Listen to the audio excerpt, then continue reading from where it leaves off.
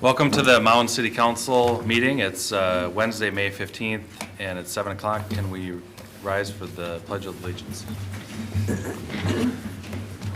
I pledge allegiance to the flag of the United States of America and to the republic for which it stands, one nation, under God, indivisible, with liberty and justice for all. All right, well, thank you guys for all coming, and we'll get to you in a minute. I just have a quick announcement. One, we just got, for our water treatment plant, we applied for the community project funding through Representative Phillips' office, Congressman Phillip. And we just submitted for $3.1 million, and that got accepted into their House Appropriations bill. That doesn't mean it's done yet. We just submitted for it. Last year we submitted for $4 million. We only got just less than $1 million on the federal side. So anyway, good news that we potentially have a shot there. Hopefully that goes through. And then one last thing, down at the state, contact Senator Morrison and Representative Myers. Right now, there's not a lot of money to go around down there, supposedly. And we want to make sure that we're in that final bonding bill if they pass it. So anyway, this is the shot. This is the last week and a half here. So call, email, text, whatever you can, try to get in that bill. So we'll talk a little bit more at the end about that too. So I got the agenda here. Is there any amendments? No amendments. Okay. Can I get a motion to approve the agenda? Make a motion to approve the agenda. Okay, and can I get a second? Second. And any discussion? All those in favor, please say aye. Aye. Aye. Those opposed? All right, that passes. And we got the consent agenda. Does someone want to go through? No, it's not. I guess there's only two items. We got the improvement, payment of claims, and we got the approved minutes from our regular meeting and the workshop meeting. Does anybody want to talk about those or pull anything? Okay, hearing none, can I get a motion to approve the consent agenda? So moved. And a second? Second. Okay, roll call, please. Councilmember Larson, Aye. Councilmember McEnany, Aye. Councilmember Pugh, Aye. Councilmember Castellano, Aye. Mayor Holt. Aye. All right, that passes. All right, so number 5, we got comments and suggestions from anybody that's, their topic is not on the agenda. If anybody wants to come up.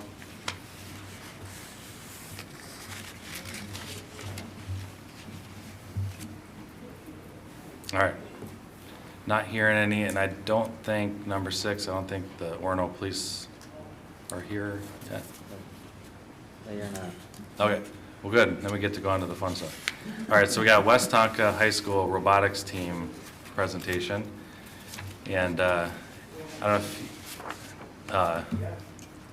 Councilmember Belsar, you want to introduce? Come on. Come on, get up here.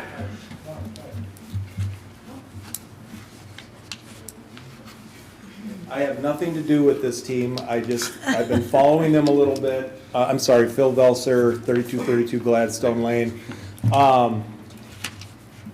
My nephew's actually on the Rochester school team, and I knew these guys got to go to Worlds, and we kind of followed along online, and lo and behold, they go out and just kick everybody's butt a couple weeks ago up at State in the Twin Cities there, and I just thought it'd be really cool for them to come in and show our community what they did and what this thing does, because it blows my mind that these kids can do this stuff. So, Yeah. Yeah. We appreciate it. Dale, Yeah. do you want to say anything, Dale? Yeah, come on up. Well, Just give us your name. my name is Dale Kimball. I'm the tech ed teacher at the high school. I'm the robotics coach. Right now, we would love to give you a little show and tell on the robot, except we may have a little technical. Oh. That's part of the deal. You gotta fix it real fast, right? We have somebody running back for a new little radio. Once Okay. you get the radio, it'll take Okay. 2 seconds to get it up and running. But if you would like to hear about the season, I can have, we have a couple of our drivers, we have our programmer, Yeah. a couple of our programmers, they can come up and tell you all about the season. Yeah, that'd be awesome. Thank you. We can bring it up, yeah.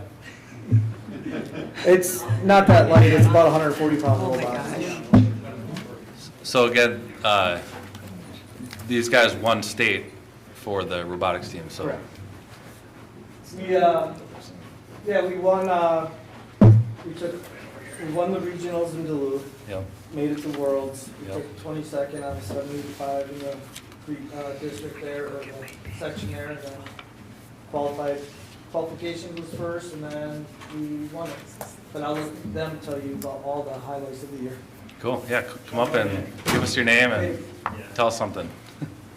Hi everyone, I'm Rohan Nella. I'm the software captain for our robotics team. So yeah, as Mr. Kimball mentioned, we won our Duluth competition. We did very well there. And a big part of that was not just our robot, but our amazing scouting team led by Gabby over there. Basically, we collected data on all the other robots at our regional competition, and then we came up with our best case scenario alliance of 3 teams, and that helped us to win. Then we made it to Worlds, and then we had our state competition, which we qualified for. And as you guys probably know, we won that. So Yeah. it was a big team effort, and we really pulled our weight this year, and worked out well. So, Autonomous. So basically, one big major part of our success was our autonomous, which is basically a 15-second period where the robot does stuff on its own. So it's not controlled. And I actually led the effort in that. And we actually won an autonomous award at our Duluth competition for having the most consistent autonomous there. It earned us roughly 1/3 of our points every match. And that was very useful. It was countless hours of us, or mainly me, just like retesting it over and over and over. But, over time it got better and better, and it paid off in the end. And that was a major part of our success. So, yeah. Can you just give us for people that don't know what Yeah. you guys do? Uh-huh, So yeah. what do you do? Like, how do you win points? How Sure. does this whole thing work? Sure, yeah. Someone else want to go? Yeah. And we'll see it obviously in a few So minutes. yeah, we have the game piece here. Mhm. So there's, these are called notes, and there's a few different scoring ways. You can shoot them up into a higher thing with the little hood, or you can kind of put it into a thing on the wall. Yeah. And then you can also climb up on a chain and then score it into a trapdoor up there. Okay. And then there's different point values based on where you scored and if you score it during autonomous or if our drivers are scoring it. Nice. Okay. Explain how the robot works, how does it pick them up, where does it shoot them? Yeah, so it picks up notes from down there and then it'll come up through here and then depending on where it is, it'll either shoot it up here into the higher scoring mechanism, or it'll shoot it down into the one on the wall that's going. And do you have like a controller that? Yeah, we Controls have it, or? our driver station here. We do have our driver here also. We end up, just so you know, this is not our original robot. Okay. So our driver Yeah, after decided to Worlds. test the limits, so we had to build one a little stronger for our driver. Okay. All right. Our frame was very bent after Duluth, so Oh, we okay, pretty much alright. rebuilt the whole thing. Well, you got duct Basically, tape. half We of call our- this one SID 2.0. Yeah, half of the our time between Duluth and Worlds, half of that time was basically spent waiting for this new frame to come. Oh. It was like Yeah, we got Yeah. it professionally welded, which was professionally nice. Oh, welded, nice. So Karen volunteered to help with that. Can I get you all to gather around, and then I'll get a picture of you? Mayor Holt, you Yeah, I'm wanna gonna go give him a for it? certificate. Is this the whole? Well, we're waiting for a battery. Anybody who's part of it. Are we waiting on anybody or? Yeah, we're waiting for them to go get a battery. Run with it.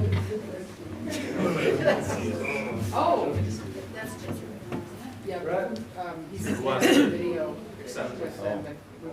Okay, but let's get, sir, you in the blue and the gal, tighten up everybody so I can get everybody in.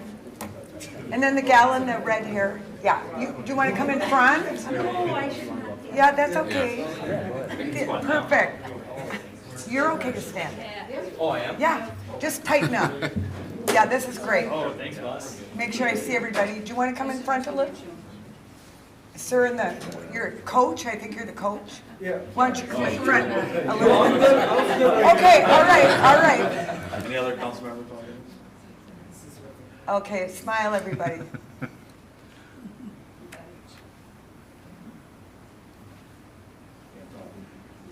Okay. Thank you and congratulations on your efforts. Yeah,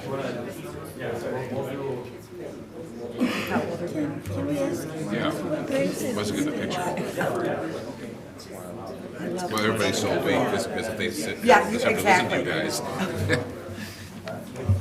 Mr. Mayor? No. It doesn't work. Oh, yeah, that's really They're on. Okay. And that Can way we, listen can to we have the grades that you all are in? Newsletters, Facebook newsletters all over the place. This is Mound with 10. This is Mound Brett, Decker Brett. Robotics team, right? Yeah. Can you tell us what grades all these kids are in? They're 8 through 12. Yeah. 8 through 12? Okay. 8 through 12. And then can you tell me again exactly for our Facebook page and stuff, Maggie, tell us exactly what you've won and where, so we can get accurate info. And make him come to the microphone. Regional, Do you want to come up to the microphone? Northern Lights Regional. We won the Northern Lights Regional in Duluth, and then we went to Worlds. That qualified us for both Worlds and State. And they're not in order, which Right. is a little bit. But, so then we went to Worlds, and we did That was in okay Houston, there. right? And then we came back in and we won State as well, And Worlds was in Houston? in Houston, correct. Cool. Cool. And do you have trophies to show for all that, or did they give you Well, yeah, extra lots of batteries, or what is? Okay. A couple of big trophies, a couple of big banners to hang up. Oh, cool. Do you That's get exciting. college scholarships? And then where was it held in, when you had state, for state? Williams Arena. Okay, perfect. Nice. That's Well- cool, thank you. That was the top 36 teams from around the state of Minnesota. We have about 300 teams in Minnesota. Wow. Well, again, congrats And we and also won the double decker, And the Double double decker. decker? which is in Duluth. Yeah, the double decker is Northern Lights and another competition that's happening at the same time with a whole other set of teams. okay. I believe both of them are around 50 teams, and then the two winners of those teams compete in just kind of a for fun match called a double decker, where it was the winners, and I don't remember what the final score ended up being, but we Well, we did that's really pretty well. exciting. So just to clarify, out of, can I clarify, out of how many teams in Minnesota, and you were the top 36? We were one of the top 36. And then we Out of 188. 188? Yeah, so- Got yeah, it. the top 36 went to state, and then we went ahead and won state. Cool, that's Of all really 30, good exciting, job, cool. yeah. So the data you collected, what methodology did you use? Yeah, so it was, a lot of it was just where did they score and how many And then they won. game pieces did they score. They won state. And then we had some fun with spreadsheets to try and kind of figure out and process some of that data. So did other people do this approach, or this is your original? Photo. Yeah, a lot of teams actually do very similar stuff. I mean, the way the teams do it can be a little bit different, but it's pretty common. Yeah, it's pretty. Because you have to choose your teammates for going into playoffs, so it's, you have to know who to choose. Well, How many yeah, females are there, do you know, that participate? names. They're kids.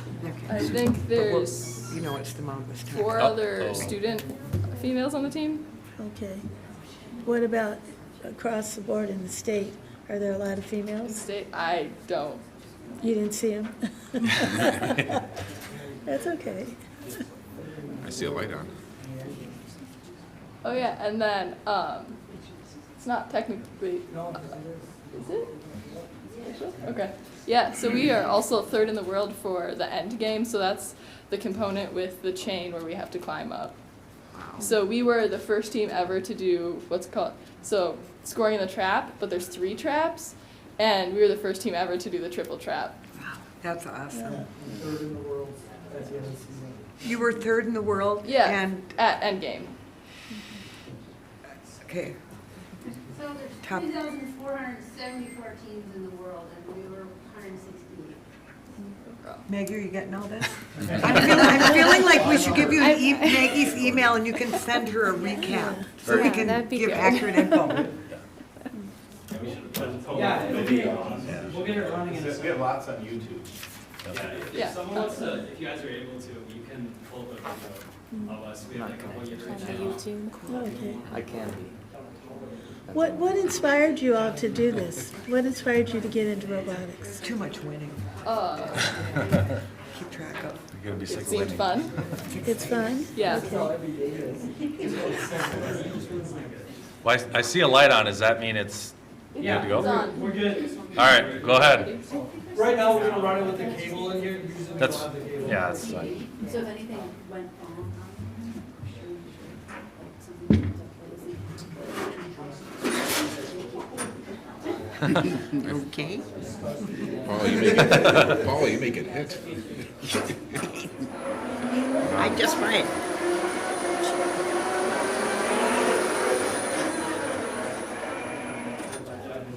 Good move. Okay, so one big improvement. So one big improvement we made when going to Worlds was we have an automatic intake. So basically, we have a series of sensors through this entire transfer, intake, and shooting system Yep. that tracks the note and stops it perfectly. So it's really fast. Look at that. Wow. He didn't do anything. That was all the robot by itself, and gets it ready to shoot right there. I don't. Toby, shoot it down. Oh, cool. So yeah. Let's shoot one up, I'll put my hands there. I was gonna see, I wanna, how high does it Wow, Zip. that's neat. Yeah, Yeah. It'll go real high.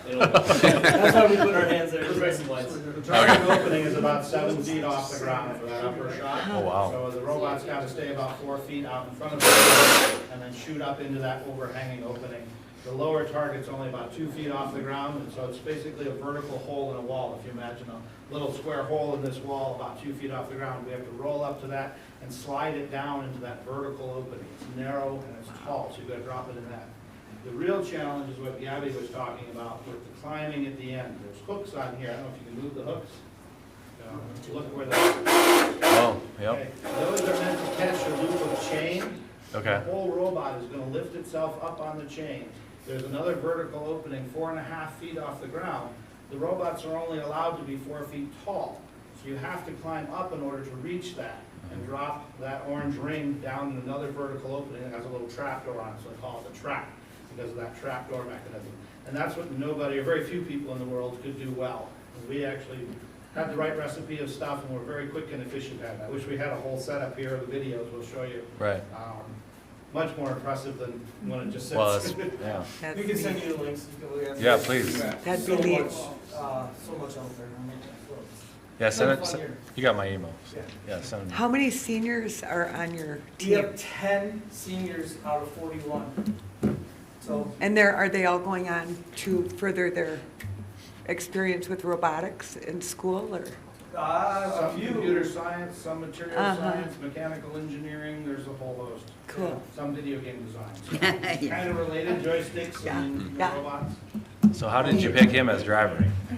How'd you pick him as driver? We had trials.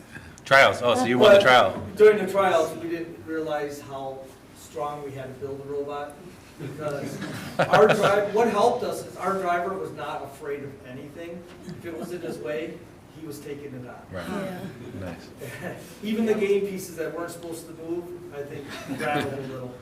Wow. Yeah. That's neat. All right, do it one more time.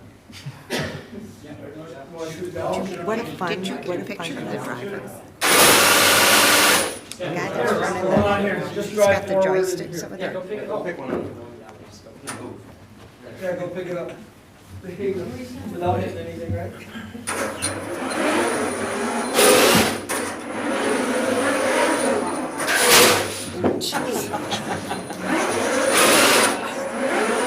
Oh my God, you're going up.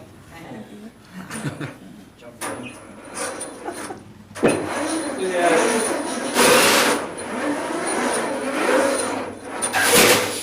Wow. Well, What what's is, nice is we have these sword wheels on here, so no matter how we're going, we can keep everything moving straight. wow. That's really impressive. That is really neat. Does anybody else have any other questions? It's pretty cool. Well, good. Looks like a Congrats, fun guys. team too. Girls. Like y'all get along pretty great, huh? My neurosurgeon did his engineering degree in robotics. Oh, really? Yeah, he started out engineering. My nephews, a lot of my, Really? it's just so far over my head. I have no idea. So, it's a lot of fun. Always looking for sponsors and donors. I was just gonna say, if you've done Shameless fundraisers, Yeah. ain't too proud to beg, right, when it comes Exactly. to, For all this somehow. It's Yeah. an amazing opportunity. yeah, it really is neat. DC here and a whole bunch of their friends. Cool. Congratulations. Well, can we give them a round of applause? Yeah. Thank you guys for coming out. Thanks for coming and for the demo. Make sure they don't aim at me. It might just land on your head like a little queen Yeah, hat. or on my No. neck. It's like a fancy robot.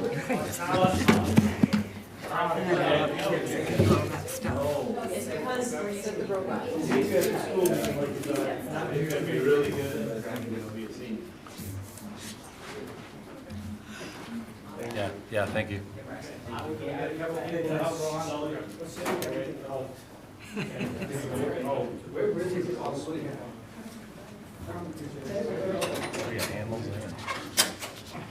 So it sounds like it's usually wireless.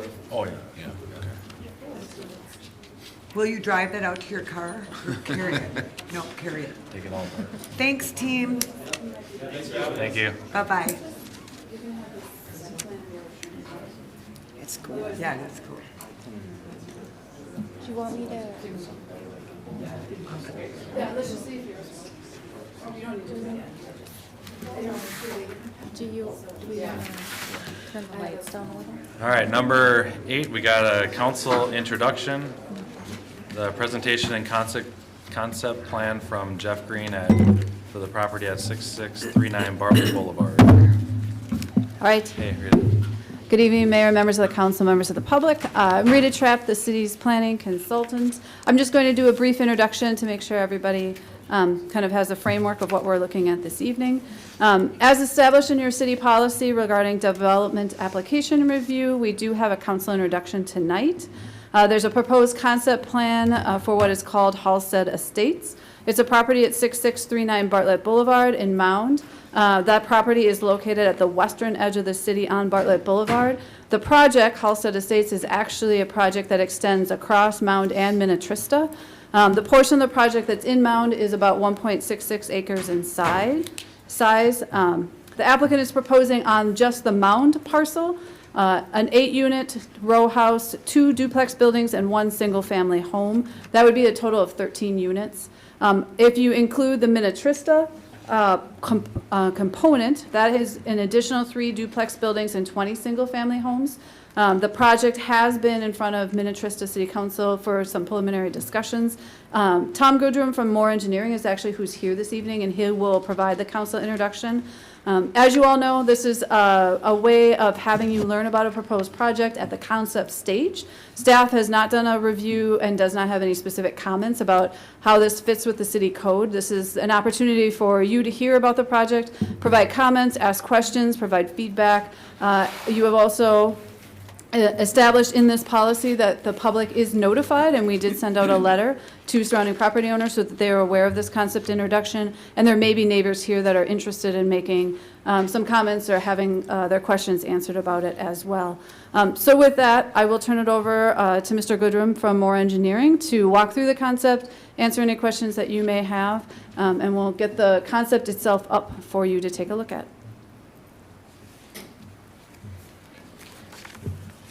Welcome. Can you give us your name and address? Yes, Tom Goodrum. I'm with Moore Engineering. It's 2 Carlson Parkway. Okay. Here tonight, as Rita introduced, to present a concept plan. This is the early stages on our proposals here. However, we have spoke to your staff a couple of times already. We've met with the Minnetrista staff and before the Minnetrista Parks Board, Planning Commission, and City Council. So this is our last step before hopefully we move on to the preliminary plan, preliminary design stage of the project. Again, I'm with Moore Engineering. My background is land use planning and land development. Our company is a civil engineering firm. We're representing the client tonight. The client is Pine Financial. They're out of Denver, Colorado, but they have investment opportunities or pursuits Minnesota, Wisconsin, Washington, D.C., and Colorado. Their representative is Jeff Green. Unfortunately, he was supposed to be here tonight, but he went under surgery a couple of days ago. Just couldn't quite make it on the airplane to fly out here today. So I'm here before you. Our architect is a Zega architect, again out of Denver. I'll be handing out information about those two companies and the type of projects that they have worked on in the past. Numerous projects, development projects between those two firms. First one of this kind in Minnesota, first time in the Mound area. So we're excited about being here. I've been here for many years. I won't tell people how many. Actually, Sarah and I came in the planning field together, so we've known each other for a long time. With that, I'll follow up with, you have the site plan. Let's bringing that up. A couple other due diligence. We did reach out to the fire marshal, got a letter from him or from that department on their comments on the concept plan only. We did reach out to Hennepin County. I have not heard back from them, their highway department, for the access arrangements. We did get some preliminary conversations from Minnetrista on their comments, and I'll share those with you tonight as well. I did speak with 3 of the neighbors. I believe 2 of them are here today, just to have a more of an informal conversation with them on what we're thinking and what we're presenting to you tonight. So with that, I'll just jump right into it. So, as you see on the screen before you, the Mound property is, Rita pointed out, on the eastern side of the property. I know you've seen this several times before in past projects. Ours is pretty straightforward. Oh, okay. Our concept is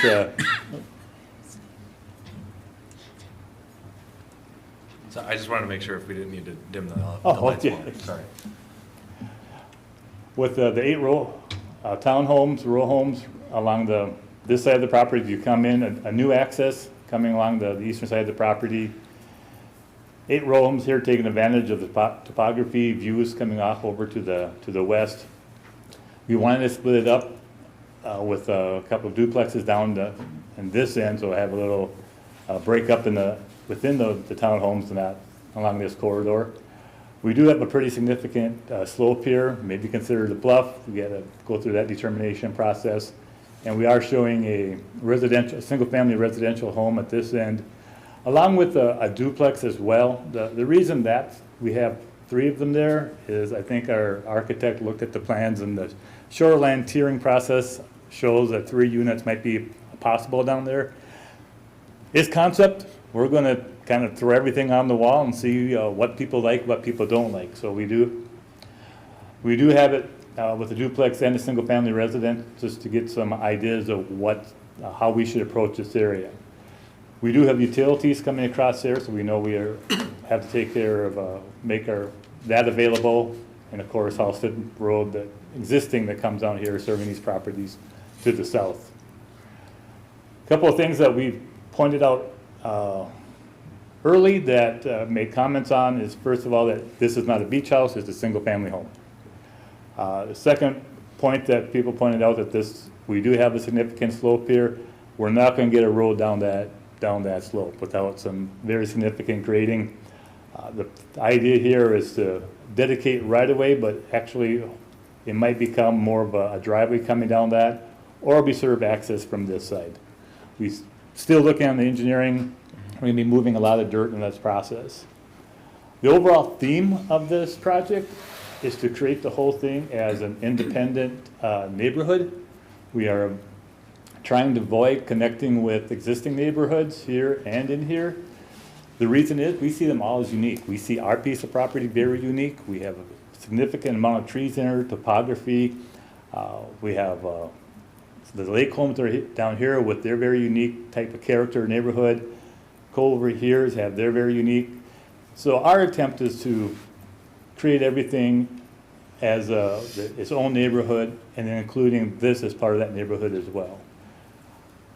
We do show a trail coming through this way. Again, we do not know what's going to happen in this direction, just because of comments from Minnetrista and from you and from the neighbors. What's going to happen here? That's going to be a stormwater pond.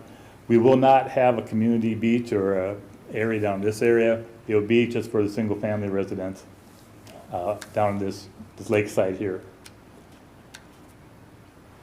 We do have a home right next to us here that we're very considerative or conscious of. Did meet with that landowner the other day, talking about what type of separation, thoughts about the project and what they would like to see. I'll let Mr. Lillyhog talk for himself if he wishes, but had a great discussion. Things he liked, things he didn't like, and we're more than willing to work with them on what his expectations would be. Also with the neighborhoods down in here, we do want to be a good neighbor. We do want to have a very unique neighborhood, a very individual neighborhood, and we do want to be a good neighbor to everybody in Mound.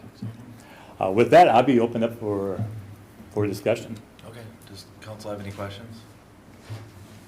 Well, to me, it seems like that's a lot of density.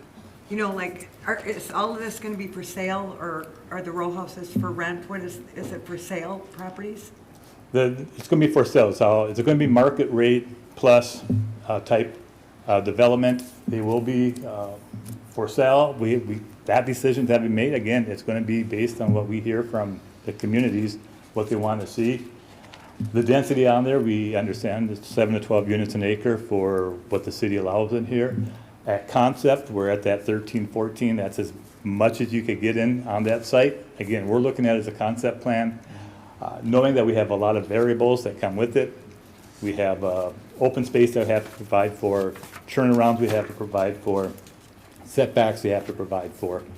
But we're showing what if we had full density, full build out, kind of the options that are available to us. And everything's going to be accessed from Halsted Lane, or are you going to be coming off 110? How are you accessing? Our goal, or our plan initially, is to build a new driveway, private road. Off 110? Off 110, yes. We did have we have this plateau right here that has great views over this view, so where there's an existing access. We know now that that's a no-go. That's not going to happen. So our access would be Halsted, and if allowed, this road here. We do want to, the initial attempt is to keep the Mound property kind of as its own development, even though it's part of the larger one, just to make lines easier, working with different communities, different regulatories. If a blending of the two properties and making them one under agreements, we're open to that as well. But initially, just for concept purposes, showing what we could do on the two individual cities is what we're proposing tonight.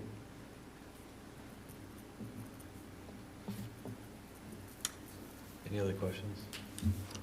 The density, this isn't really a question, maybe looking more for like clarification from Sarah or Rita, but like it's 7 to 12 units per acre and it's 1.66 acres. So if the total is like 13 units, I mean, that shouldn't be reaching capacity for the density, right? It wouldn't appear so. Yeah. The other point we do have to mention is that because the Mound piece has lake shore, that it's subject also to the shoreline rules. And so there's an overlay of what we call shoreline tiering. And the shoreline tiering, it basically is set up to in 10,000 square foot increments is how many you get. And the further you move away from the lake, you get density bonuses. If you're closer to the lake, you lose. And because we're at this stage, we haven't done that math. So while this number may be in the realm of where they need to be for comp plan, it might be further tightened up because of the requirements for shoreline tiering, as well as the requirements for open space, park space, and those types of things. So it's important to mention that as well. Okay. And you're talking about you may end up losing a duplex along the way. Is that to accommodate storm runoff? Or, I mean, how are you gonna decide?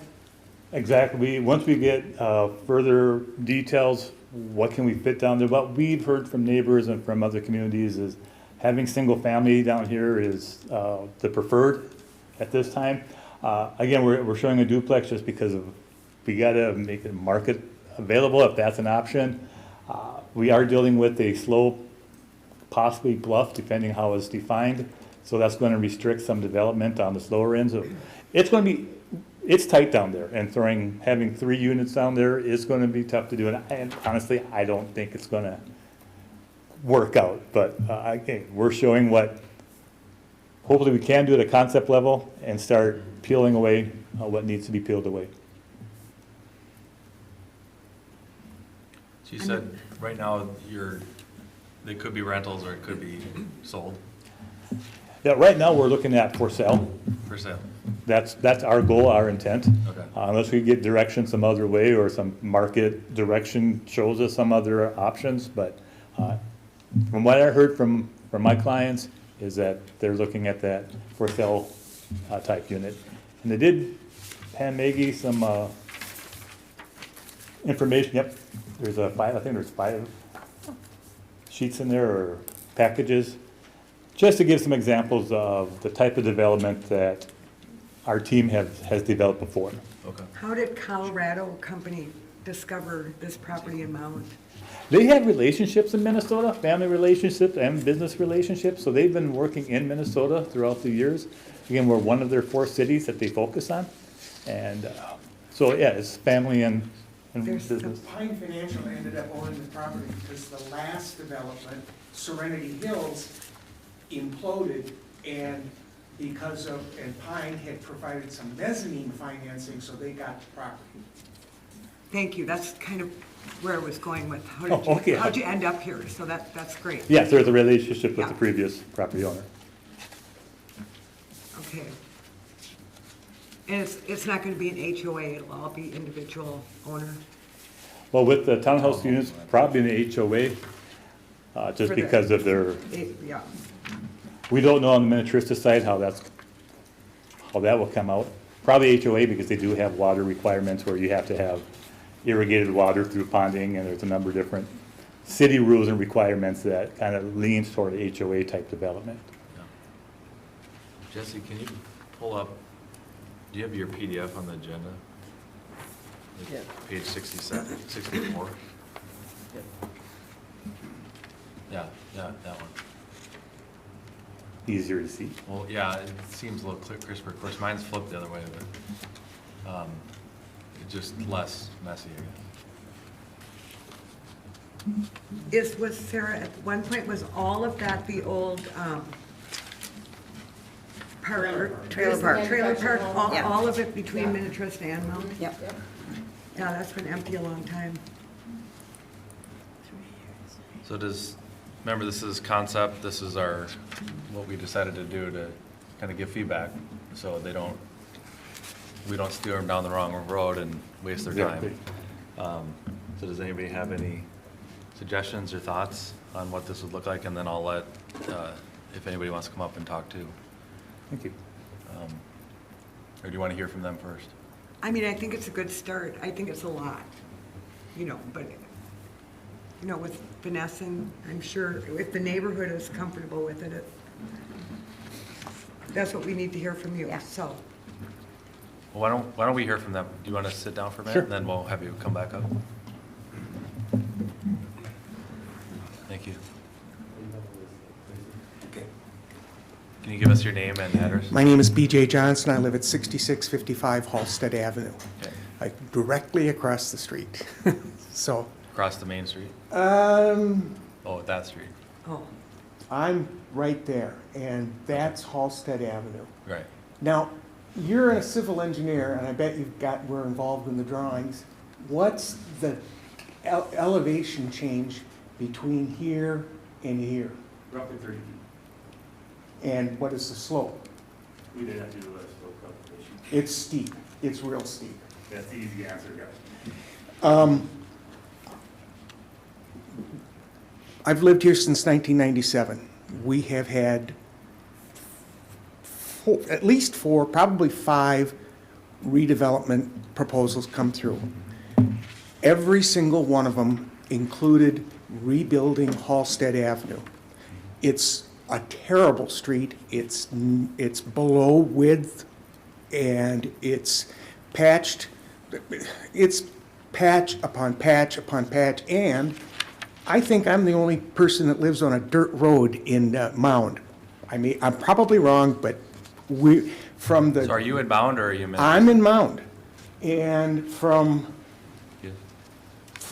at the Mound border, I don't know why my house isn't shown here, but I'm right there. And this house here, that's the Mound border. The upper edge of that house is the border on Minnetrista and Mound. And from that point forward it's dirt. And there is no turnaround. We've had people come down, we've had to have ambulance come down there. They have a hard time turning around.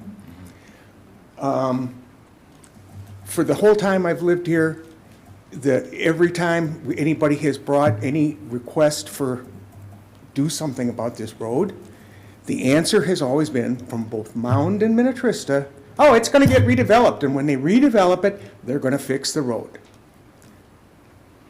Okay, they're redeveloping it. He's proposing to get, and when I talked to him the other day, he said that because they're going to run a driveway down here, they're not going to need to access Halsted Avenue, so they have no, we're not touching it, we're not going to fix it. It's unacceptable. Again, you've got a dirt road in Mound with inadequate turnaround, and the overall plan is, again, we've seen 4 or 5. This is probably one of the better ones. But I find the idea of trying to, I can't tell you how steep that is. It's really steep. So the idea that they're going to be able to grade that to get a road down there so that they can access these homes, I don't see how they're going to do it without, and it is, I can tell you from previous proposals that is definitely considered shoreland bluff. So I don't think they can change it very much. So you would recommend like a turnaround there? I would say, we would like, the neighbors of mine on Halsted Avenue, I've talked to several of them, we want what the cities have always promised us. We want them, the developer, to upgrade Halsted Avenue, and if they did, then they would be able to access these houses from Halsted, right here. It's a flat access. Can I ask a question, Matt? I'm not sure if you'd answer this, but is it because half of it's on Minnetrista and half's Mound? Is that why it's not ever been fixed? I don't know much about this area. Sarah, do you know? I kind of echo what Mr. Johnson has said. I think there's been a thought that that would maybe change if a development came through. But I think that road has been in that condition. Oh, yeah, 30 years. For Oh, yeah. time. And It's we've never been upgraded. So we don't own Halsted Avenue. Yes, you do. Yeah. You own I think about we own all 100 yards. Yeah. Until code, or, Three houses there? 3 houses. yeah, half of it. Looks like the city owns So that's Halsted Avenue right Yeah. We there. don't own this road. Well, I think to both of your points then, the way that this goes is you guys find out more about that bluff, that might dictate where things are headed. You know, like if Halsted Avenue would access the lower, or the lower units can't be there, you know? I think we'll get there. We have no objections to the units being Yeah. there. Yep. Our objection is to how they're going to access those units. Well, my bigger question too is, it's been since 1997, the road's never been. Oh, I'm sure So I'm much wondering longer why than it's that. been, you I know, lived there- 27 years. I lived there in 70, 72 and 73 on the lake, down at the bottom, on the back of that Yeah. cliff, Yeah. it was dirt then. Yeah. Yeah. It was dirt then, with that huge cliff right there. Yep. Yeah, right by With the Cove. trailer court. Way up trailers top. on the That's top. right. Yeah, Yeah. yeah, So- that's been there a long time. I'm just curious Dirt. why you live on a dirt road. That's what I'm trying to get at. Well, Because there's been no reason, Mound has not been interested in bringing it up to normal codes. It needs to be wider, and it needs to, we'd like to see it paved, but, and a proper turnaround so that emergency equipment can come down and have good access. But understandably, both Mound and Minnetrista have been uninterested in doing anything with this because they say it's gonna get redeveloped, and when it gets redeveloped, it'll get taken care of. okay, so your solution, as long as that got fixed, you would be okay with the project? Pretty much, Okay. If All access right. was through Halsted. yeah. We have no problem with, the units that they put down towards the shore, on the lake shore, is, they can access through the Halsted. It's not, the number of units is not gonna impact us at all. Okay. Yeah, I'm not real excited about a new street off 110 right there. That's kind of a crazy Well, it's little not a street, area it'd right be a there. driveway. Well, street driveway. People would It's an still be entrance. turning in and out. Well, there would be both Yeah, there'd still be a street. You still for have the eight- street. 8 row homes, for the row homes. but there would just be a cul-de-sac. Right. Has there ever been any discussion about, you've got a road that goes east-west, and it ends in a cul-de-sac, not contacting Cardinal Covington Road? Several of the, Just address us and then we'll get Okay. to him in a minute. several of the previous plans have, because there was concern that we've got Cardinal Cove, and about 250 yards east of there is Halsted Avenue. And there, a couple of times, they've blocked off Halsted Avenue and ran the street down to Cardinal Cove, so you only have one entrance. So right down the middle and then you. Yeah. From both sides, yeah, Yeah, I get it. so- Yep. I think, well, again, I'll let him speak, but I think maybe because of the bluffs on, behind the row homes or something, I don't know.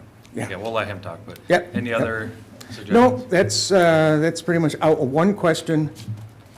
So only the single-family home down there has access to the lake shore? Again, he'll respond to us in a minute. Okay, well, it's just a Yeah. question. Yeah, you'll remember all of them, and then you have to come and respond to us, so. Okay. Thank you. I have a Thank you. question. Sarah, Yes. is your sewer, are you on the, is your sewer pumped up or down? Which way? Which way is your sewer? There's a lift station Yeah. approximately there. And I don't know how it goes down, but then it gets pumped from there to someplace. But there's a significant lift station, and it receives sewage from the Halsted Drive lake access. There's a lift station down there, and so wherever it gets his, but it goes from Halsted Drive, it goes up over to us on Halsted Avenue, and then it's a lift station, so it gets pumped uphill from someplace. All right, thank you.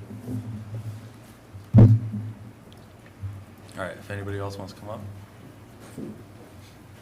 Give us your name and address. Good evening, council members and mayor. Steve Lillehog, 6627 and 6625 Bartlett Boulevard. I'm on the bottom of the map there. Those for the entirety of the length of this development, as well as my wife.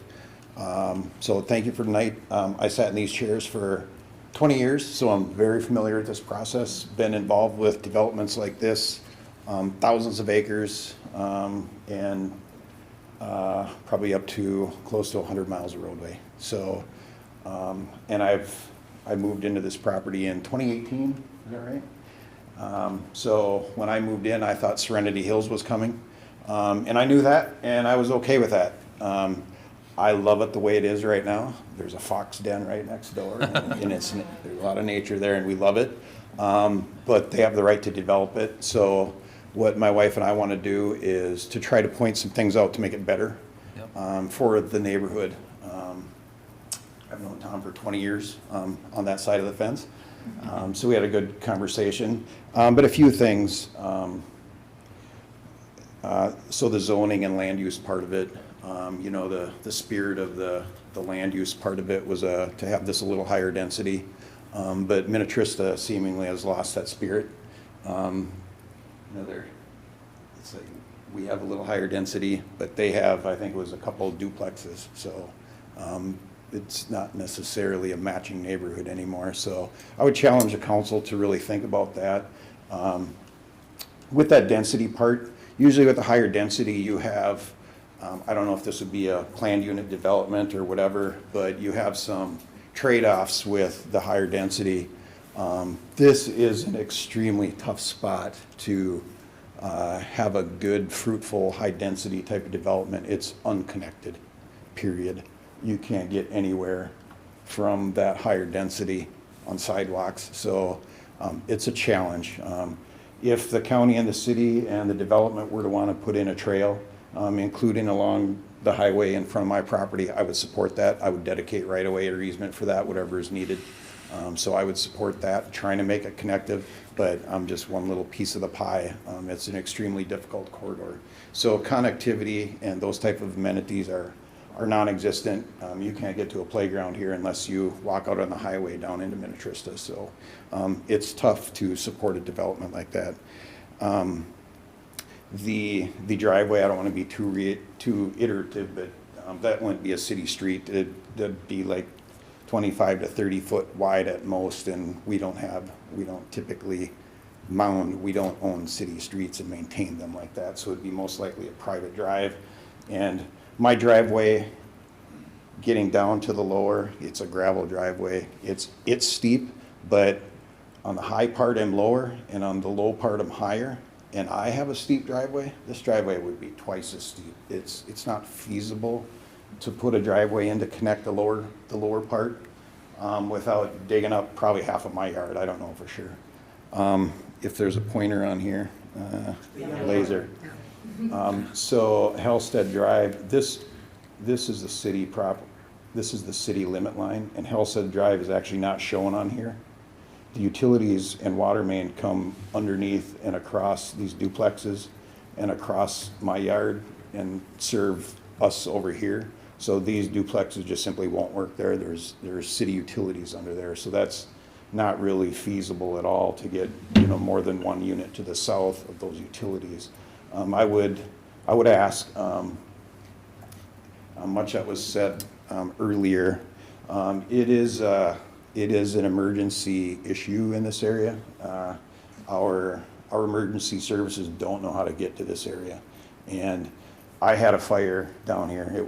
I lit the fire, and I was wrong, and someone on the lake called and reported it, and literally, and you can ask police officer, yeah, I would say, but it took them probably 20 minutes to just find this area down here, right? Because there's no way to get down here. So I would ask the city for a whole plethora of reasons to, for the lower part, whatever that might be, to make sure that it comes off Halstead and there's a proper turnaround here, be that a cul-de-sac or whatever type of turnaround. That will make it better for the city and not just one individual, but as a city as a whole.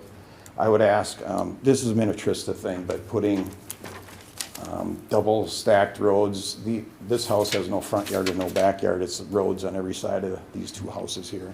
Not a good plan at all. So that would further justify, let's use the existing infrastructure out there rather than double up on it. When we're done, the city's gonna own this, so let's have it right planned. I'll keep rolling here. Let's see, screening. I have faith that the developer will work with, to screen between the densities of the property if they're different, but it certainly wouldn't be putting a driveway right on my property line for the entire, whatever it is, several hundred, 600 feet with a fence there. And then as far as it being a neighborhood, we need to go to work if I think it should be not a segregated neighborhood from the rest of us. It's like, if it's a neighborhood, let's all be part of the neighborhood. And I would challenge the city council, does this look like an integrated neighborhood right now? Not at all, right? It's like spot zoning and a stuffed in little higher density at its worst. So I don't have all the answers to make it better, but this is a start. Let's see, driveway screening. Yeah, that's it. I'm here to, selfishly, my wife and we are rehabbing our house right now. We plan on, this is our forever property, part of it anyways. Our taxes have doubled in 6 years, so I'm not gonna pay $20,000 a year to the government anymore, so we're probably gonna sell off half of it. We're gonna probably demolish this house and build our forever home further back from the lake. And we have 3 lots in there right now, so, but we're going to be there forever. That's our plan. We love this property, and we want to love our neighbors too, so. That's what I would ask the city council, to make this better, work with Tom Gridman in the development to make it better. We got a little ways to go here, so, thank you. Thank you. Great, Thanks. thank you. Anybody else? Give us your name and address. Excuse me. Jerry Meter, 6607 Bartlett. I think it's too dense too, and but I know some of the previous, Serenity Hills and a couple other ones, they were talking about transient docks down there. So I was wondering what they're planning down there, because so we don't have like Woodland Cove where we have 130 docks or whatever, So, Right. but I guess that's my Okay. just question. Thank you. All right, do you want to come back up and respond to some of those concerns? You want to start with the docks since it's fresh? Sure. Mayor, members of the council, Tom Goodrum with Moore Engineering. I appreciate the comments that received here from the audience. Again, I did talk to 2 of these neighbors who spoke tonight, have similar types of conversations to address some of the comments that were made. We knew coming in that this was not a pretty picture or even a good plan. We approached it with direction that we wanted Mound be separate from Minnetrista in our development, and so we showed something how that would work. Kind of understanding that that's not going to be the final result, but more conversations after talking to people, after our clients actually walked the site and seeing the slope. One of the initial ones that have more of a private driveway, swing through and come back. Well, maybe better now just to turn this duplex and take advantage of those views up there and have an emergency turnaround, just use this area up here for that part of the development, whatever that might be. And then serve our properties down here by extending this road down to this site. Again, because of the history with Minnetrista, we want to be private streets. Minnetrista was open to having private streets to keep it within the community instead of going into and doing public construction for both Minnetrista, who really didn't want it, and Mound, who we're still working on how that would all work. We're not opposed, but if we fix just the Mound side, then Halstead's going to be pretty ugly going on the Minnetrista side. Those are the conversations we're going to need to have as we move forward. Do we fix up Halstead? Do we bring this road down in here? We have a flat ground. We have the ability to come in here and put the roundabout right at the bottom here, keep everything within the property without touching Halstead. I did hear a comment about these homes and double frontage. Yeah, it's not ideal to have double frontage homes, but the topography of this site, as you can tell, it slopes down to the lake. Having the homes front yards here, beautiful natural walkout. It minimizes any grading on the property. We can naturally build walkouts, and these people living in these homes, their backyards would be facing lakeside.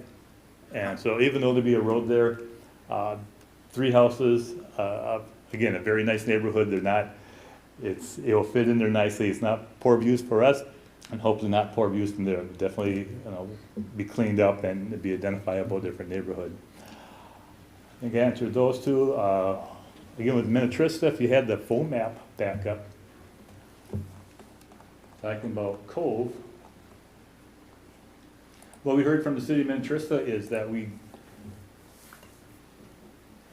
Kohler Street or Halsted Street here, that will need to be a public road. That's gonna be wide, it has to have a 50-foot right-of-way and upgraded to serve, because we are serving all the homes down here, plus our homes in here.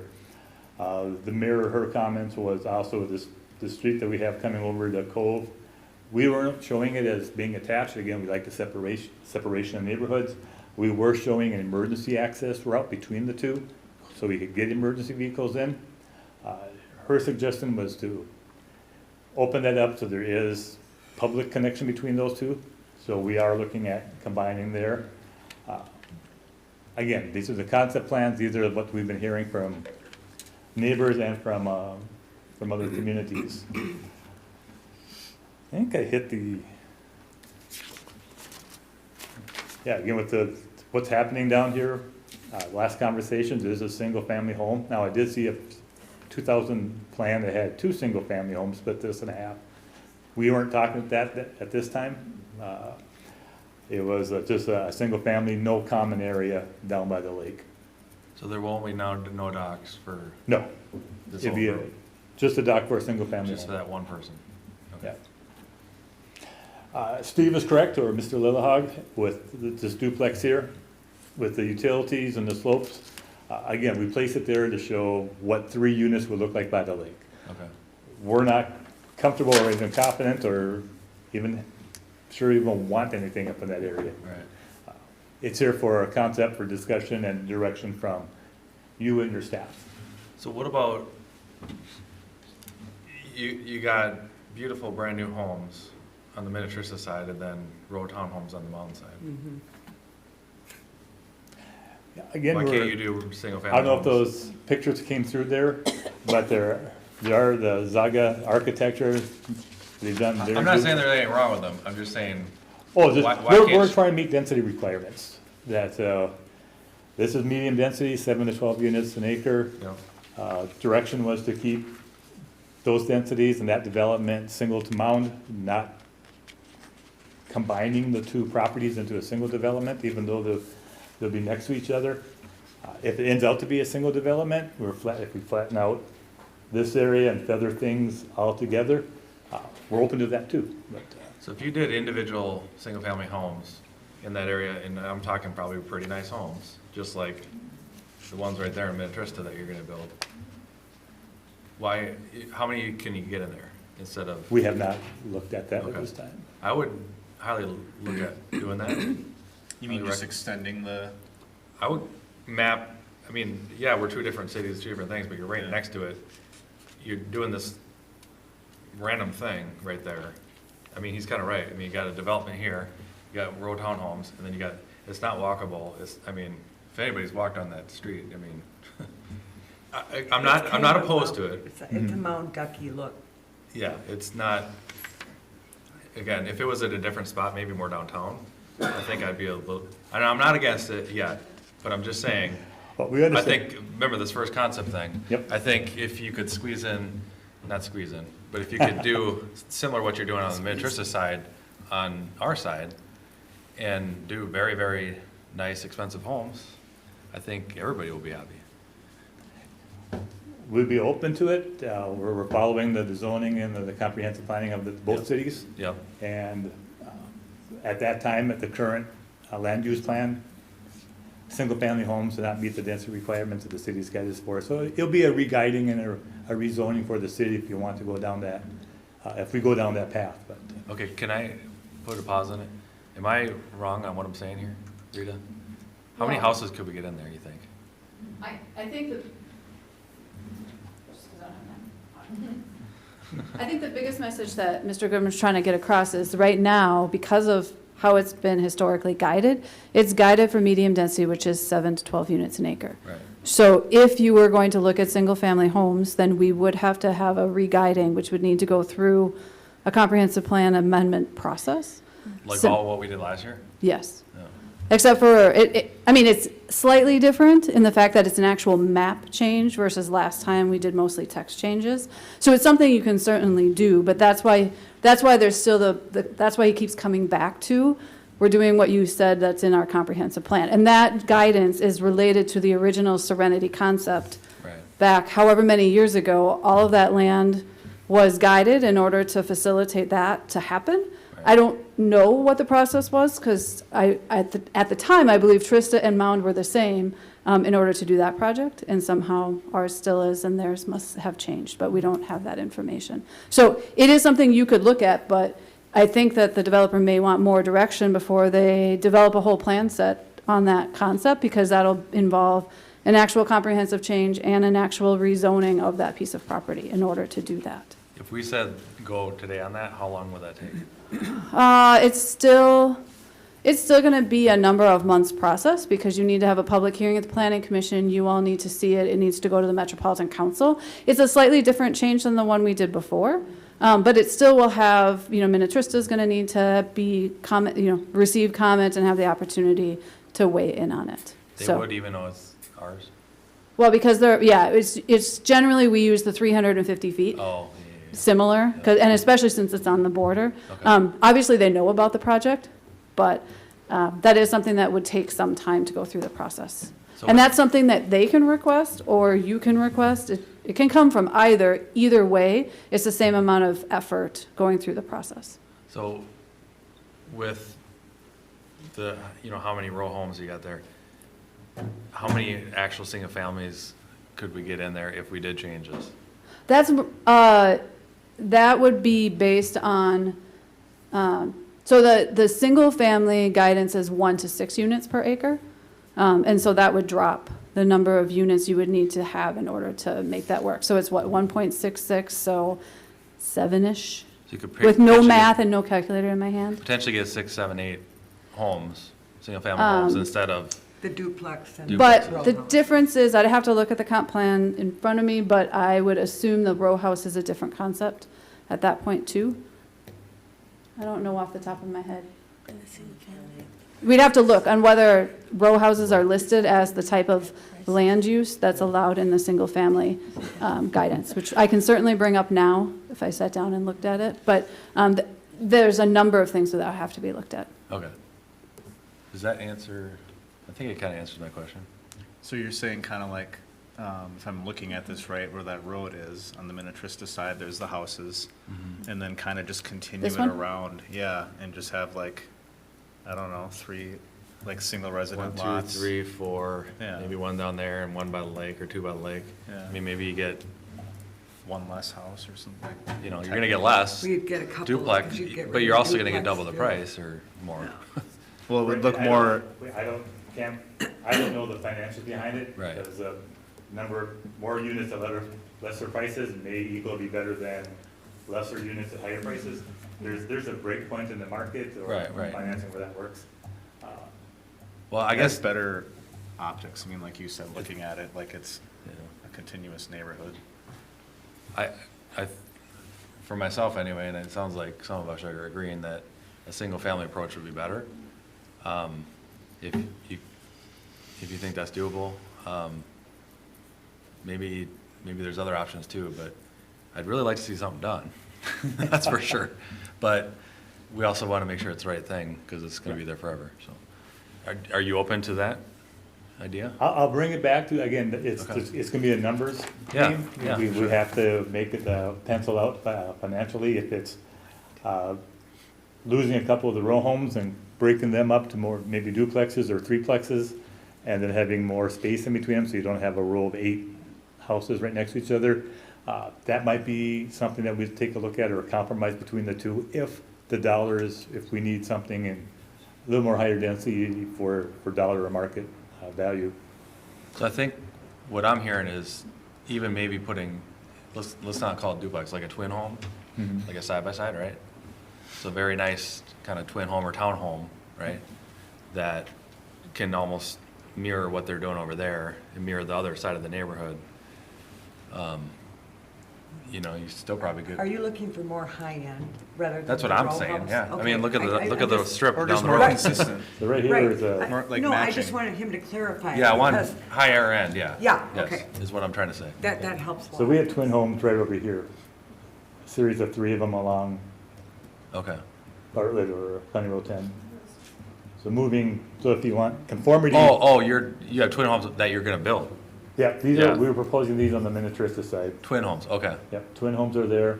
Yeah, maybe For you uniformity, if. we have duplicate a that over series there, yeah. Over there too. That would look better. You might blend that whole neighborhood together. The neighborhood was talking about having more of a neighborhood look than a segregated look. Yeah, I would be a lot more doable. And, you know, I'm very glad that you're coming in front of us, because I think we all drive by that all the time, and we look over there and we're like, when is something gonna happen? When is someone gonna step up? So I'm glad that you're stepping up and putting money into our community, and that you guys are doing this, so. And I'm glad that you guys pushed on changing this process, because I think you're not wasting as much of your time too, because now we can kind of vet this out a little bit before you come back, so. Yep. I think that's, if you're hearing us right. Oh, I'm hearing you. More twin home approach, more single family approach. You know, high end, I mean, would be really nice. And again, sorry about that. We'll figure out what we want to do down here. I Finish think the road, it'll be our turn around. position is to not upgrade Halsted. Once we open up that Pandora box, it's gonna be, we're gonna do a lot of improvements, and it's just something that we're not in a position to do. And again, we like the idea of having this separating the neighborhoods, and it lays out nice having because of topography, having the homes on that side to get the walkout, natural walkouts and views of the lake. Okay. Where are you at in the process with Minnetrista? Same process as we are. Just right here? Yep, we went, with Minnetrista, we went before the park board, we went before the planning commission, and we went before the city council. They were not public hearings, neighbors were not notified. Okay. For their process, but they Yeah. did have, as concept level, same thing, same discussion. Okay. Sharing ideas and discussing what they like and how we could approach it. Okay. Well, again, we don't want to push you away, so keep fighting, try to find something that works. We have but a I great think- staff, so I think I'm you not- guys, yeah. I'm sure we'll come up with something. Okay, we'll come up with something better. Or different. Thanks. Thank you. All right, I appreciate it. Thank you. Thank you.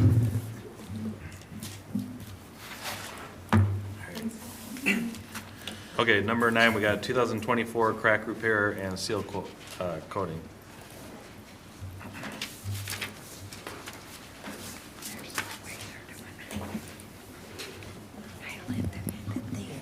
Good evening, Mayor and members of the council. Matt Bauman, city engineer.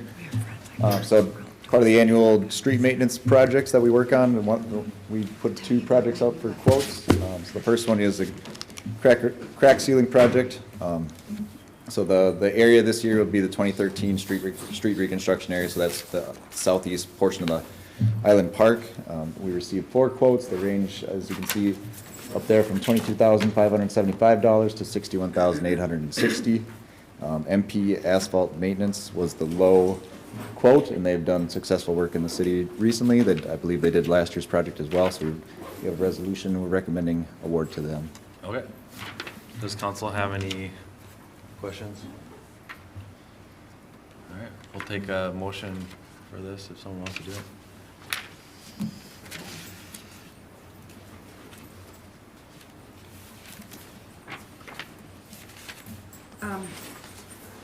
I can make a resolution accepting bid for the 2024 crack repair project, PW 2406. Okay, got a motion? Can I get a second? Second? Okay, any other discussion? All those in favor, please say aye. Aye. Those opposed? All right, that passes. Thanks. Okay, and then the next project that we sent out for quotes was the seal coat project. So there were quite a few areas that were after this, on this project. So the 2012 reconstruction project, which is the north portion of Island Park. The 2019, which is just one street, was Sherwood Lane. The 2011 MSA route, so Highland Boulevard, little piece of Idlewood Drive, and then Ridgewood Boulevard, I can't remember off the top of my head. And then the farthest south, or farthest west portion of Tuxedo Boulevard. So are all parts of the seal coat portion, and then similar to that, we're getting some of the city's lots, parking lots, fog sealed, so to also extend their life, but they don't require the chips on there. So that would be the parking lots around City Hall, Fire Station, and then the Public Works lots. They're all part of those quotes. We requested quotes from 3 contractors, received them back from 2. The low was $155,998.75 from Allied Blacktop.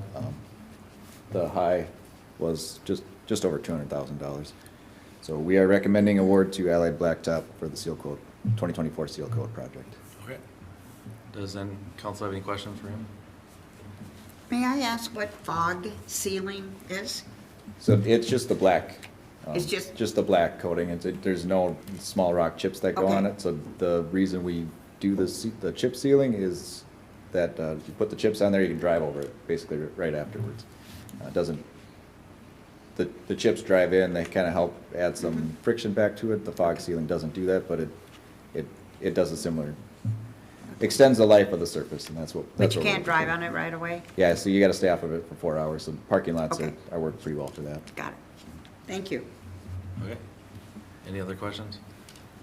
All right, can I get a motion for this one? I'd like to make a resolution accepting bid for the 2024 Seal Coat Project, PW 2407. All right, got a motion, can I get a second? Second. Any other discussion? All those in favor, please say aye. Aye. Aye. Those opposed? All right, that passes. All right, thank you, appreciate it. Do you got a quick minute? I just got a quick question on something else. Can you explain all the sidewalk repair downtown Mound, or what's happening? Yeah, so Hennepin County is in the process of their ADA sidewalk improvements. So their typical process is they'll come in a year before their mill and overlays, and they'll do ADA, so pedestrian access route improvements to anything that's basically gonna affect the edge of the roadway to do those repairs. So that's what they've started here. It's part of a much bigger project. They're jumping all over the county, and so they're just getting into town here now. So Okay. as you saw, the removals are done basically, and they're getting the forms up for getting the concrete in here pretty soon, so. So it looks like the forms are ready to go for Yeah. some of them, so they'll just pour that. Next few days, you should see concrete showing up. Cool. It'll look nice. Yeah, so it's gonna be a busy corridor for yeah. for the whole season, so. Old Lake Shore, from the ice cream store Yeah. to 15. Are we going to fix that soon? That is, I believe we added that into the most recent update of the capital improvement program. So we'll be looking at that here pretty shortly. We should.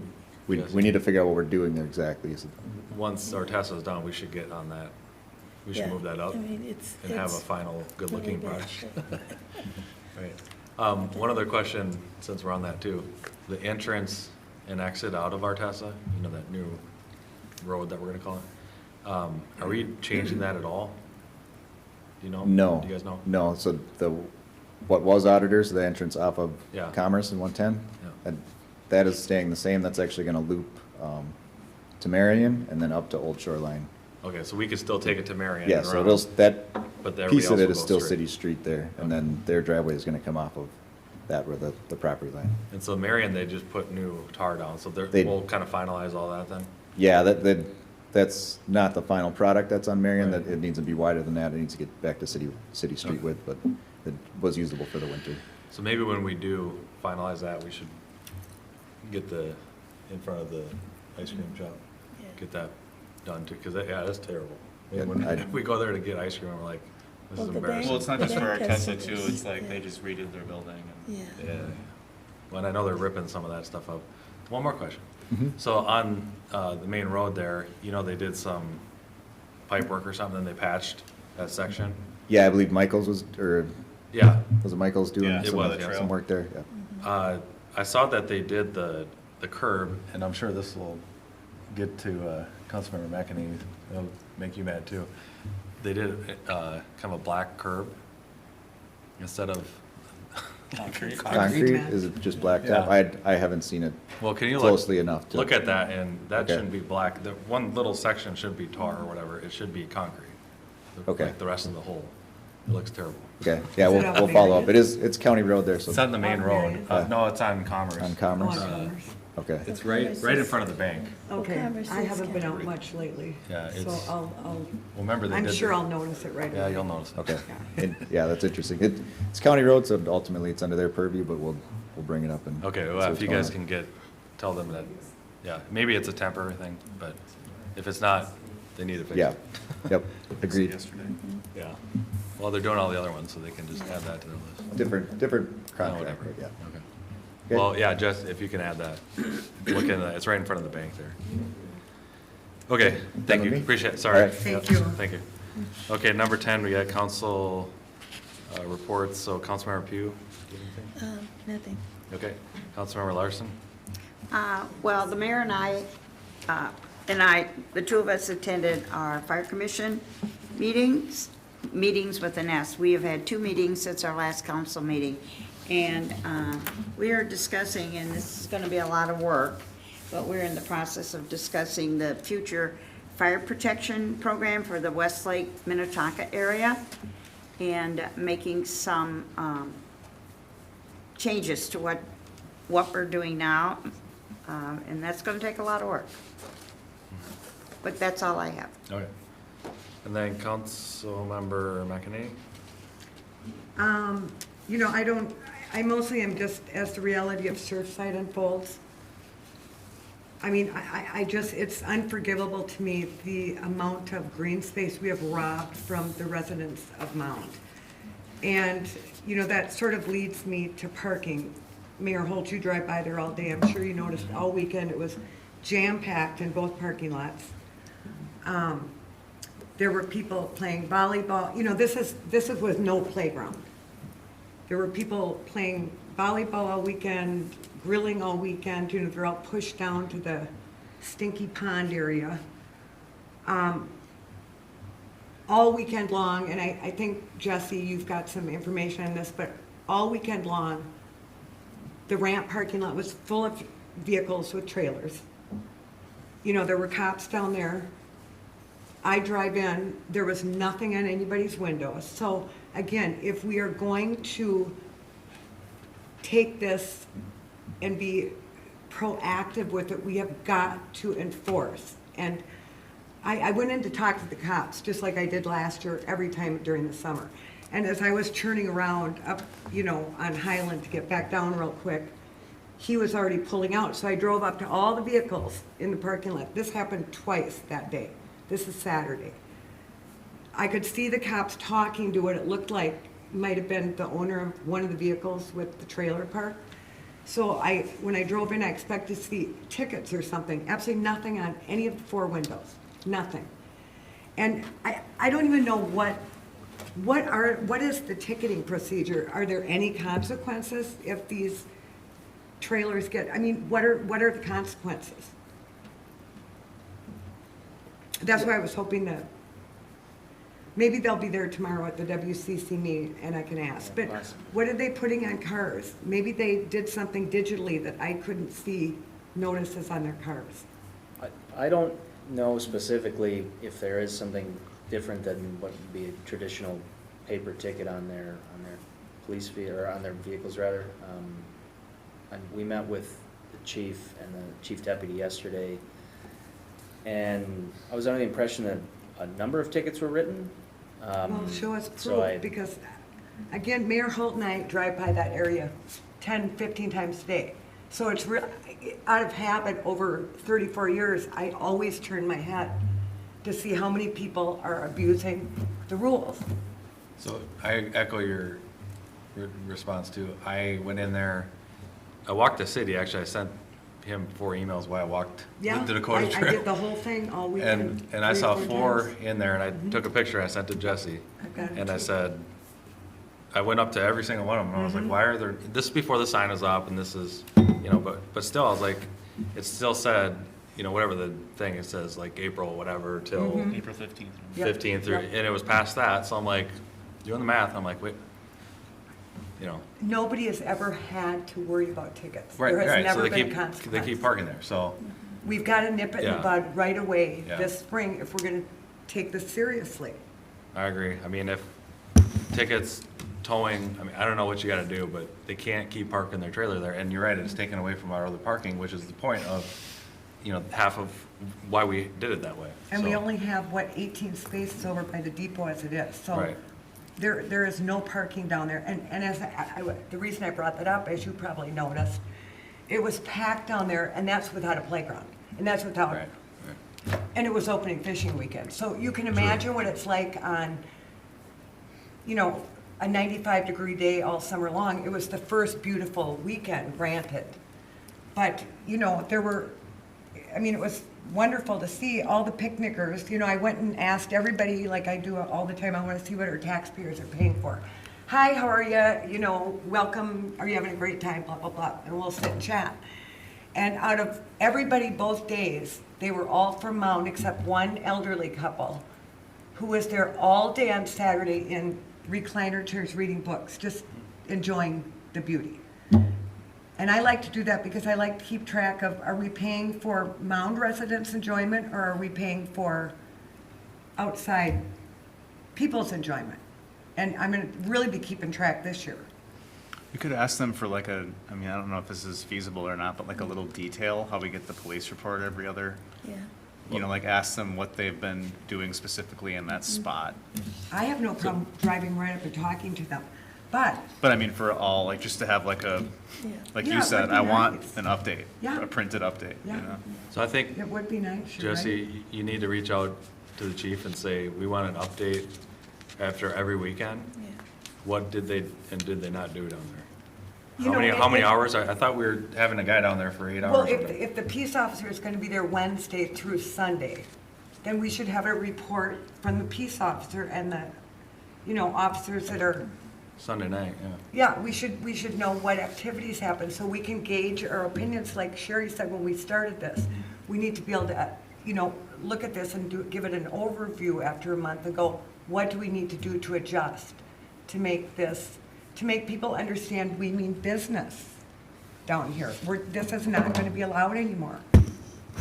So I haven't looked at the new sign per se, but does it It looks match? good. Yeah, Does it got match it. the other Yeah, colors of? yeah, it So looks what if we good. do on the island, right before you put your boat in, facing the trailers? What if we do the same thing there again and do it in red? And just say. Well, I don't one- think anybody another- noticed this, the sign, but it's nice that we can point at it and go, it's right there Well, I know, for but I'm you to just, see. I mean, are people not, are they just doing it on purpose? Like, Yes. they'll never enforce it, or are they, They is know it? it's never been enforced. Okay, well, we need to start towing people then. Yes, exactly. And you know, last year, Abracadabra, they made it really, they used to start towing people, because now people sneak into Abracadabra, they'll actually move the cones, pull into Abracadabra, but they had some cameras, so they were starting to tow people, towards probably mid-July on. If I may speak about this issue, because it's near and dear to my heart, I'm not talking about the playground, I'm talking about the police contract with the city of Orono. This is the failure of the police department of Orono not paying attention to us, not issuing tickets. I had an issue this morning that caused me to be late to the fire commission meeting, and thank you, Mayor Holt. Mayor Holt eventually called the police department. Were they there at the time you called? Yeah, they were. They were physically there. That's what they said. That's what they were on said. scene. Okay. Yeah. I'm gonna say this, yeah, I can see them giving DWIs and stuff like that. But we need, as a council, to start seriously considering moving away from Orono Police, because frankly, they're too far away. The chief is someplace else. We used to have our own we used to have our own police department, and that weak council and mayor, and with the staff, they talked people out of getting rid of our police department that was here in Mound. Horrible, horrible mistake that they did. And now I was told, because I've been doing my own research on getting our own police department back, I'm told by a former police chief, it's gonna cost us $20 million to replace what we had years ago. But for some reason, that then, I'm gonna call them a very weak council, they voted to get rid of them. One person on the council held his head up and said, absolutely not, we gotta keep our police department. So it wasn't unanimous. But with what Mayor Holt and I are seeing coming for the future of the fire departments in this West Lake Minnetonka area and the cooperation between them all, and wherever that shakes out. But Minnetrista is going to be a big player with us, not Orono. They're going to have their own fire department or whatever the chaos is over there.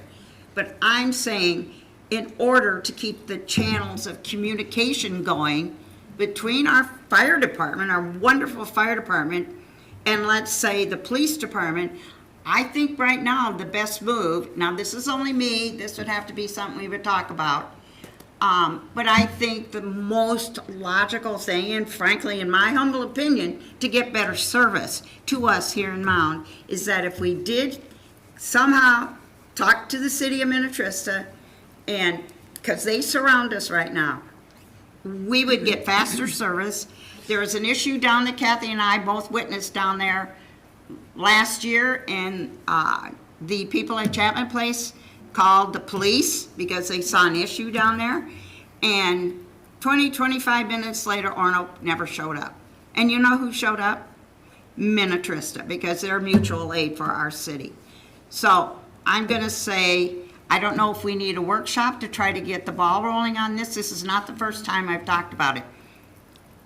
I personally feel we're going to continue to have failure on getting our ordinances followed and getting the ticket. This is not something new. This has been going on. I'm here 6 years. I personally know of 6 years of the chaos down there at Surfside and the trailer parking and the so forth. So I'm going to make a humble request that I've never had so many workshops. I've never had them before.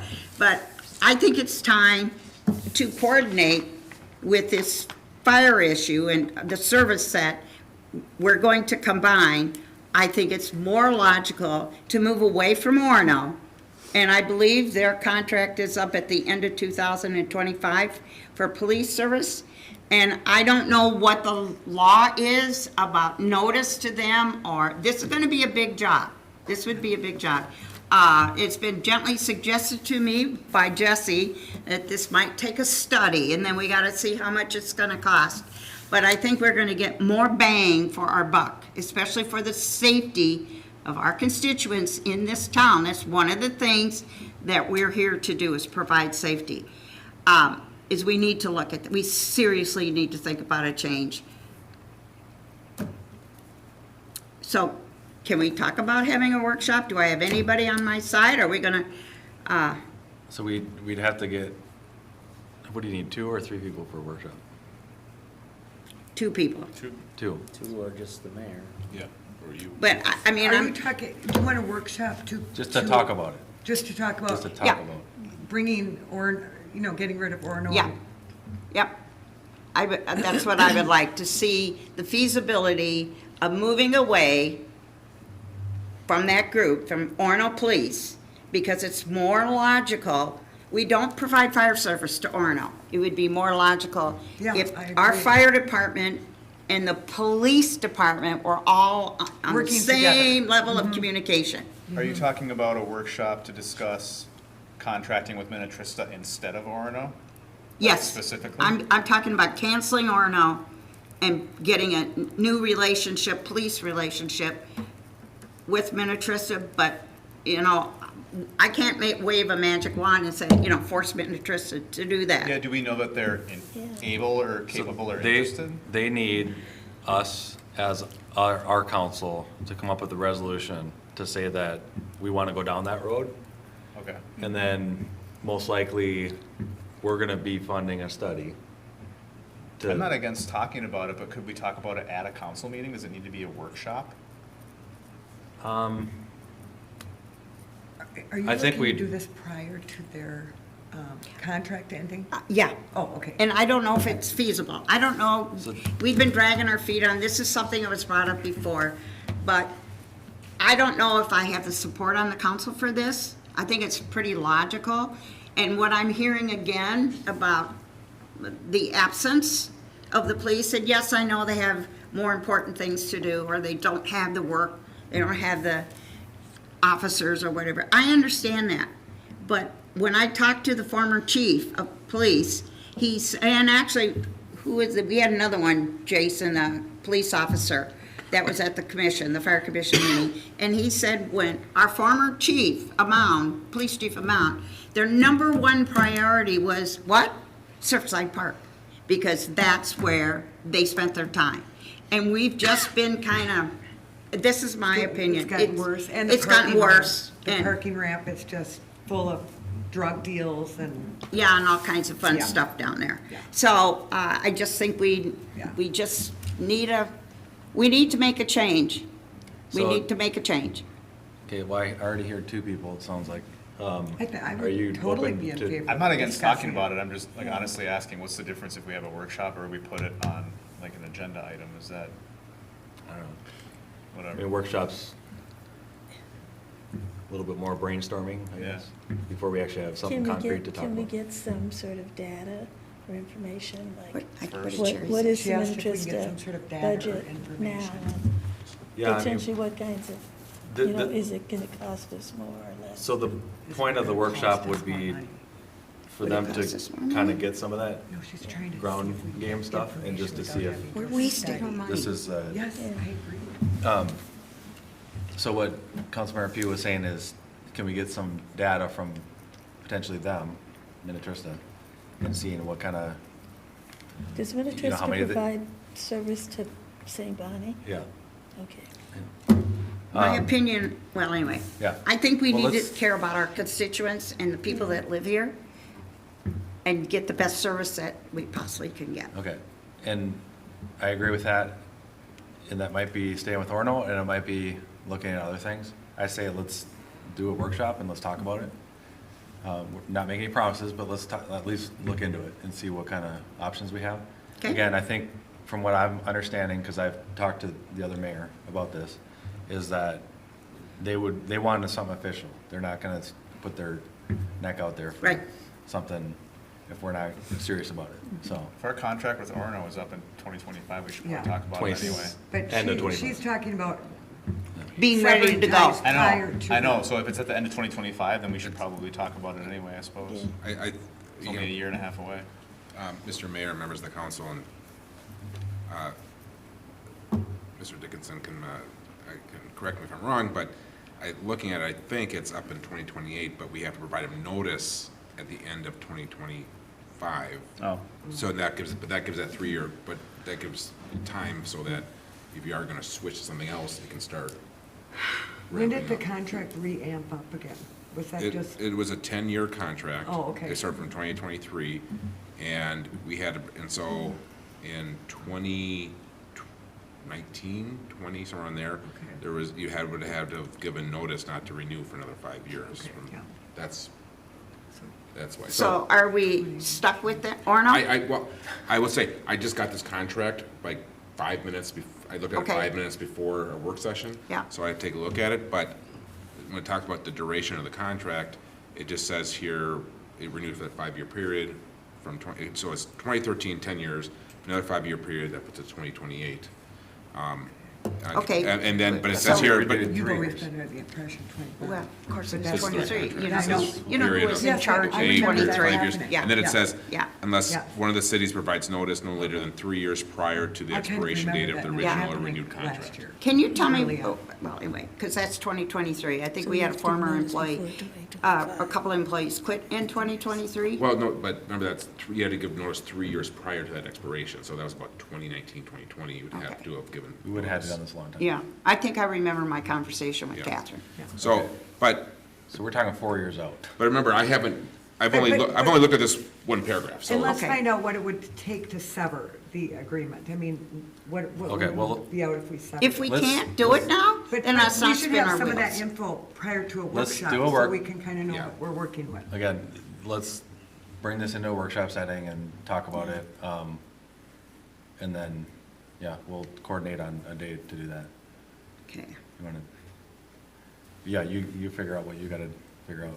Yeah, no, staff will. And then you guys get some guidance and we'll just chat about it. Again, I will say, just to make my own comments on it, besides the Surfside thing, I'm very happy with Orno. So I will say, I haven't had any of the same feelings, and I've only been here 7 years, but I'm actually, I really like Orno Police, I really do. I'm very disappointed with Surfside and the enforcement down there. Very disappointed, and they need to know that. And a lot of We've our- told them many times. I'm tired, I'm done, Yeah, you I know. get it, yeah. It's like a bad child, you tell them and you warn them and they keep doing the same thing. Okay. But, what was I gonna say about that? But anyway, I'll think of something, no. I'll Okay. think of it later. All right, well, I think let's, just to change the culture of everything, we're just looking for enforcement everywhere. Right. You know, with our Well, new maybe- water rental registration it would just be nice for Mound to be taken seriously and enforced. well, I mean, we have in a contract too, so they should be doing what we're, They should be, I but mean, they as long as aren't. we're They not never asking have for been. anything out of the move, Yeah, but like- how do we get them to turn it around and actually do what they're saying they're going to do? well, maybe this will be the fire. Well, we thought it would be last summer too, and it didn't do All right, a well- darn We've thing. been after them for a long time. But, you know, let's hope for the best and prepare for the worst. Okay, let's see, were you done then? Do you have any other, Bethany? Do you have any else? Yeah, it was Paul's We were on- turn. Oh, we were I turn. ended already. No, I said, Jason, the mayor and I had attended, are you talking about? No, I'm you're done, you were I'm done. done. No, I'm done. Okay, I'm- all right. I mean, I could go on and on, but No, that's fine. it's 8:45. You probably don't want to hear anything about. We gotta be Marvin done by because 9 it's for the same old Jesse. stuff. Okay, Councilmember Castellano. Nothing. Okay. I just have a couple things. We just talked about the orange cones all over the city. Remember, that's Met Council and Hennepin County, thank you. But we'll get some new sidewalks, that'll be good. We're doing a meeting, the Finance Committee, is it Budget Committee, Finance Committee, whatever, on Friday morning. And I think we're doing two different meetings, kind of long meetings, kind of finishing out, or getting ready for this Eller's final presentation. You already talked about our fire department meeting, but can you pull up the pictures? So the fire department did a control burn on Saturday. I don't know if you, so I didn't take this picture. I took some of them, but I stole a few of these from their website. But, so they burnt this house and, well, sorry, this is a barn, and then the house next to it. And yeah, I think I took that one. This was, it was nuts. I saw it from my deck on Saturday, and I was like, is there a house burning down? Or something was burning down, kind of over as I looked north. And then so we drove over there, and I'm like, why are people like just gawking at this? And it was like, one guy had a beer, and he's just like hanging out, and they're like right up to it. Well, it was a controlled burn. So anyway, I took that one. I thought that was a good photo. This thing just, so I went down the street, and then by the time I came back, I mean, it was just started as a little ember, like you saw that other one. And literally like 10 minutes later, this whole thing was almost like that. And then probably 10 minutes after that, it seemed like it was gone. Just crazy. So the good thing is that they get to train. I guess something to do with the school department, school district, sorry. I don't know if they own this property or in coordination with them or something, but anyway, pretty cool. I don't know if you have anything to add on that. No, yeah, it was a school-owned property, so that was in conjunction with them. Okay, so anyway, I guess they did some trainings in there over the years or whatever too, so. So that was cool. Is that the last picture you got? Mm-hmm. Okay. Fish fries coming up on Saturday, June 1st. So I haven't seen, I know they're out walking around. I haven't gotten mine yet, but they're walking around with tickets, the fire department, firefighters, and otherwise you can pick them up. Can you go to City Hall, or do you have to get a hold of a fire? I think you could stop by. We've got them. You'll connect someone, okay. So, and then this This is the Met Council thing, right? Yep. So you can see, they had the meeting in here the other day, but they're, ripping up everything. Redoing that, was it sewer work? Yeah, it's a Right. sewer main, or force main. So, I've had more questions and concerns, obviously, about the Dakota Trail crossing, which is partly why I'm sitting here, or originally why I was sitting here. That's still in the works. It's ready to go. It's just, we didn't want to put it in until this was all finished. So, again, be patient. Hopefully this will be finished, fall-ish? Late summer, fall, maybe?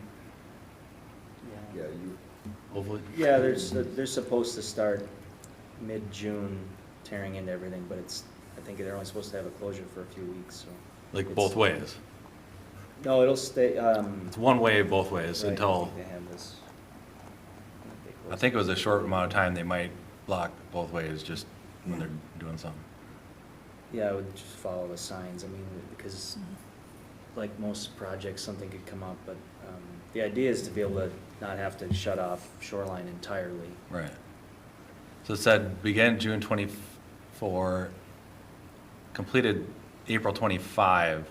So are we talking phase 2 or phase 1? That final completion would be April 25th, so they should get the majority of the work done this year. This year, but then you're talking the final street level, not just the sewer. Everything, grass growing, everything back to normal. So the big worst part is this summer. Yes. Yeah. And then the final, what do they call it?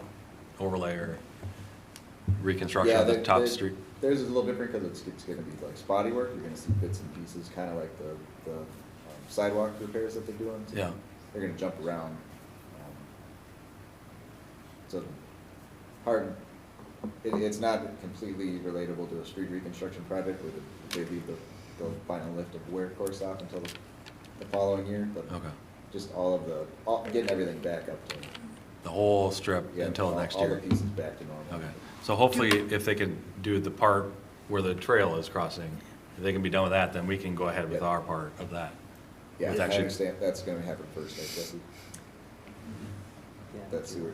Yeah, the sewer will happen first.